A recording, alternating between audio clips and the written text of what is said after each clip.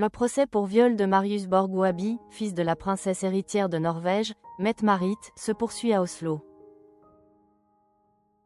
Depuis le début de février, le jeune homme est jugé pour 38 chefs d'accusation, dont des viols, et risque jusqu'à 16 ans de prison. Le 3 mars, le parquet a ajouté 2 nouveaux chefs d'accusation. Marius Borg-Wabi avait été arrêté dans la nuit du 1er au 2 février, juste avant l'ouverture de son procès, pour des faits de violence, menace avec un couteau et violation d'une interdiction de contact. Pour ces nouvelles accusations, il encourt respectivement 2 ans et 1 an de prison. Selon le journal norvégien Aftenposten, qui cite l'acte d'accusation, Marius Borg aurait traité la victime de « pute » avant de détruire son téléphone et de l'empêcher de quitter l'appartement. Il aurait également saisi la victime par le bras, provoquant un choc à sa tête contre le montant de la porte, tout en brandissant un couteau. Depuis un mois, les témoignages de 4 plaignantes se succèdent à la barre, révélant des détails troublants. Bien qu'il ait reconnu avoir mené une vie marquée par les excès, notamment en matière de drogue et d'alcool, Marius Borg conteste les accusations de viol, affirmant que les relations étaient consenties. Il plaide non coupable. 3 des plaignantes ont choisi de rester anonymes, tandis que la 4e, Nora Auckland, est une ancienne compagne de Marius Borg et influenceuse norvégienne. La première victime présumée a témoigné d'un viol survenu lors d'une after-party dans la maison de Marius sur le domaine de Skaugum, près d'Oslo.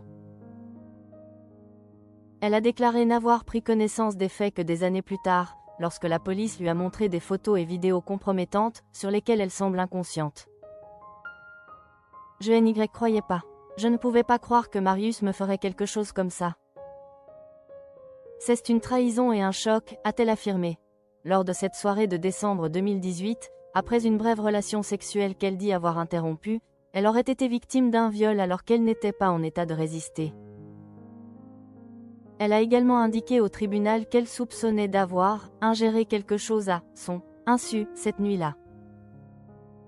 Les accusations portent sur 4 viols présumés, tous survenus après des rapports consentis, souvent lors de soirées arrosées où les victimes n'étaient pas en mesure de se défendre.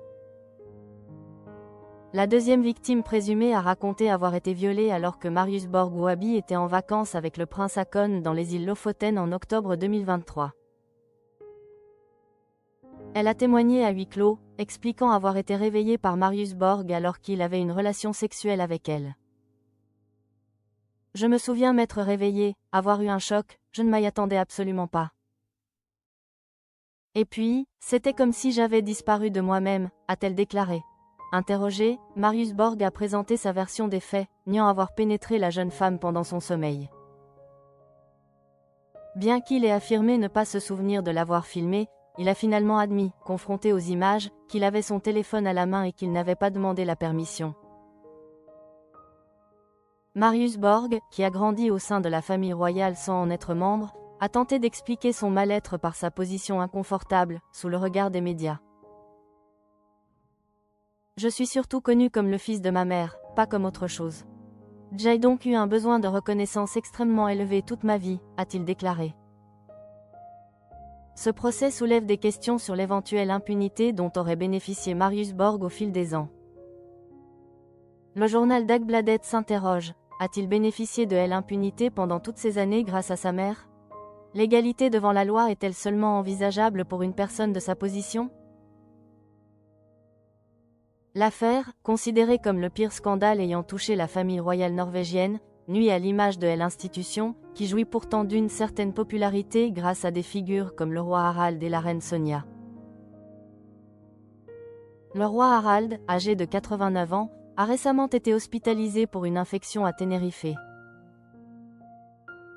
Un sondage publié par la chaîne TV2 révèle que plus de 70% des Norvégiens estiment que la position de la monarchie s'est affaiblie ces dernières années, marquée par d'autres controverses, dont l'amitié de la princesse Mette-Marit avec le milliardaire accent aigu criminel Jeffrey Epstein, récemment mise en lumière par la diffusion de nouveaux documents.